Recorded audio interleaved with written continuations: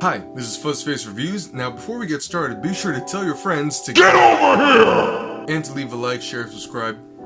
You know the gist. Anyways, as you might have guessed, today we're going to be talking about the R-rated adaptation of the worldwide famous video game, Mortal Kombat. Now, I'm going to be giving my thoughts on the film as both a film buff and as a fan of the games and the lore. I may also make some comparisons to the 1995 film, because it's awesome. So, without further ado, this is Mortal Kombat. First things first, this film is better than most movie adaptations of fighting games. And the less we talk about or remember that disgrace of a live-action Tekken flick, the better. It also has some merit among other video game adaptations, although does sometimes repeat some mistakes from before, specifically the Resident Evil flicks, but I'll get to that later. With the over-the-top violence that the video games are known for, this adaptation does deliver all the blood and gore, but in a way that sometimes feels restricted in comparison to the source material or any of the Saw films. Hell, the only time there was some actual real gore was when Kung Lao performed his fatality. It was pretty good though, not gonna lie. Nevertheless, they did put obvious care that the characters would showcase some of their classic moves on screen, and they hardly ever disappoint. The action is pretty good for the most part, although mostly in the first and final acts of the film. For the majority of the film, the fight feels sometimes dull and not as natural as you'd expect from skilled fighters. Although I do give obvious exceptions to Joe Taslim, Hideyoki Sanada, and Ludi Lin for delivering some pretty exceptional moves. But that being said, they all still feel like they're being held back on what they can really do. Especially Joe, who, if you compare his speed and ferocity in films like The Raid or The Night Comes For Us, he's pretty nerfed here. But he still brought some pretty cool stuff nonetheless. Also, it's important to note that there are sequences with terrible editing, like, Jesus Christ, I'm talking bad cuts, weird shot changes, continuity. You know what? I'm gonna show you some prime examples and you tell me I'm wrong.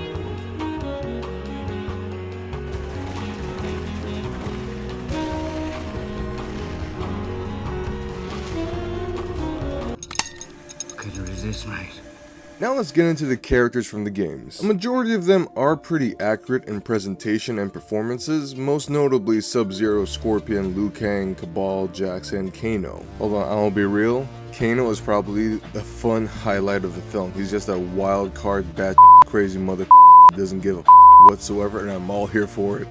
The rest of the characters, man. The rest of them express the same kind of emotion throughout, which is being broody and overly serious that you'd be mistaken that they're the same people if you were blindfolded. Hell, Goro has zero character in this flick and he has more of that in the 95 version and looks a lot better than the new one, who looks fresh off an announcement trailer for a next-gen video game. Also, way to go on nerfing the hell out of Sonya Blade, making her the weakest video game character in the film. Seriously be making her whole character arc be about trying to prove herself worthy among her group of male fighters? Come on, this is Sonya Blade. She doesn't need to prove herself to be a worthy fighter because she already is, and she knows she's the Damn shame really, as the game showcased a great deal of distinct personalities among the characters, added with interesting backstories and motivations. And I get that it is quite tricky to fit so much of this into a 2-hour film. Wait, what? The film isn't even 2 hours long. It is 1 hour and 50 minutes. 10 minutes worth of credits, by the way. Now, I wouldn't be as mad since the 95 film was 1 hour and 42 minutes, but then again, that one had a better story. And pacing. Plus, having fewer characters does help, I suppose. But damn, even if the 2021 adaptation is longer by a few minutes, it's still a badly paced mess of a story, which makes Mortal Kombat Annihilation look Oscar-worthy. The whole film is a wonky mess. Started off strong with a perfect setup and just shifts into a flat, uninspired story with some little moments of interest in between. Hell, the majority of the second act can be a boring snooze fest of an overlong training montage that could have been shortened to allow more interesting story elements to keep the plot engaging. But no, we don't even get a clear sense of detail when it comes to the story. For example, why are Sub-Zero and Scorpion's clans enemies to begin with? The only reason you would know why is if you played the game or know about the lore. The film just automatically tells you, okay, they're fighting each other because reasons. And the fact that they had to explain the whole dynamic of the Mortal Kombat tournament through text is phoned in, especially considering how you can just divulge the info in a natural way through exposition in the story. And for f***'s sake, they do that anyway, so why did you have to put that opening info text in the first place? Come on! It also feels like this flick has no proper 3-act structure. Like, we have the first act, and then as soon as we think we're at the midpoint of the second act, we're apparently already at the third act. I would say though that there are some pretty good choices taken, like the change up of having Shang Tsung go after the fighters of Earthrealm before the next tournament begins to achieve a near flawless victory. Kinda clunky, yeah, but that's a pretty good idea. I mean, for one thing, it does allow something a bit more original than just retreading what happened in the games. Then you'd have an idea as the Arcana device that's thought to be good to try and make things a little different, but actually just provides you with a fallback to try and progress the story and ends up churning out a weak plot line that isn't needed. Seriously, even the games have a better explanation for a character's powers that wouldn't take up the majority of the plot. This is Mortal Kombat, not the Phantom Menace. But you know what the worst thing about this is? Making an original character for a video game adaptation instead of just getting another character from the source material to be in your film. Honestly, this is probably the worst thing to come out of the film, and a lot of people saw it coming. But then again, we hope that they actually put a clever twist on it, but... So... let's talk about Cole Young. Oh, where do I begin with the case of Cole Young? He's not a character from the games, and the announcement of him being the main protagonist was met with a lot of controversy and debates, especially considering the fact that there are other characters who could have been the protagonist instead. His concept is a plot device that has been used before to allow the audiences to be introduced to the world of the film along with new information as the story moves on at the same time as the protagonist. Thing is, his whole being sounds oddly familiar. Oh right, Alice in the Resident Evil movies. Seriously, he is basically Alice, but less of an actual character than she was. Cole Young is presented to us as a 1 to 2 dimensional protagonist whose only real purpose of the film is to just call in a much more interesting protagonist to the fight by the end. I'm not even exaggerating, that's his whole character. Sure, he has the motivation of protecting his family, but then that's presented in such a faulty way. Hell, he even has the lamest of powers in the film. Which is funny because it's plot armor.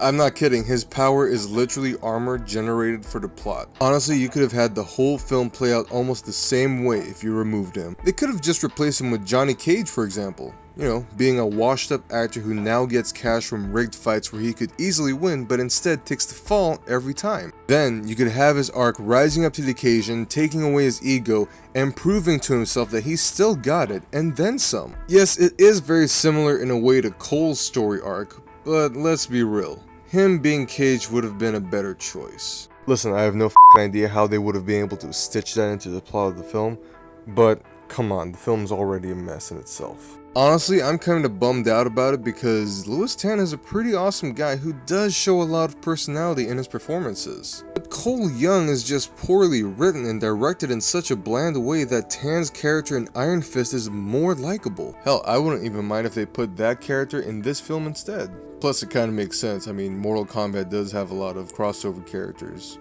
I mean, not to the main story, but you get what I mean. I really do hope that they do fix this problem, especially when the sequel rolls in, otherwise just finish him! Now at this point, you're probably saying, why are you getting so critical about a video game movie? Well, that's exactly why. For one thing, we are in an era where action films nowadays put in the effort to craft a good story just as much as they put good action. And we're getting more and more entries with plots that engage the audiences that people are going to be talking about for years to come. And with this being a video game adaptation, it is a very crucial time. For years, video game movies have always had a dark cloud shadowing over them, almost always giving them a bad reputation. But in recent years, they have been getting better and better, and the audience wants more. And with the fact that studios are willing to take more risks and giving the go signal to these projects, there's only one way to go, and that's up. And we have a Metal Gear Solid movie on the way from the director of Kong Skull Island, who, in fact, got the approval by Hideo Kojima himself. Either way, back to Mortal Kombat. I don't think it's terrible, nor do I think it's great either. I think it's pretty okay, it's fair. There are some good moments about it, and there are, frankly, quite a lot of bad, but that isn't to say that it's not enjoyable. There is still a lot of fun to be had with it, especially with how much gory violence you get. This is probably, I don't know, 5 out of 10? I'll give it like 6.5 out of 10 just because of Kano and because of this one scene right here. Get over here! This has been Fuzzface Reviews. Don't forget to leave a like, share, subscribe, and, well, you know the rest. See you later.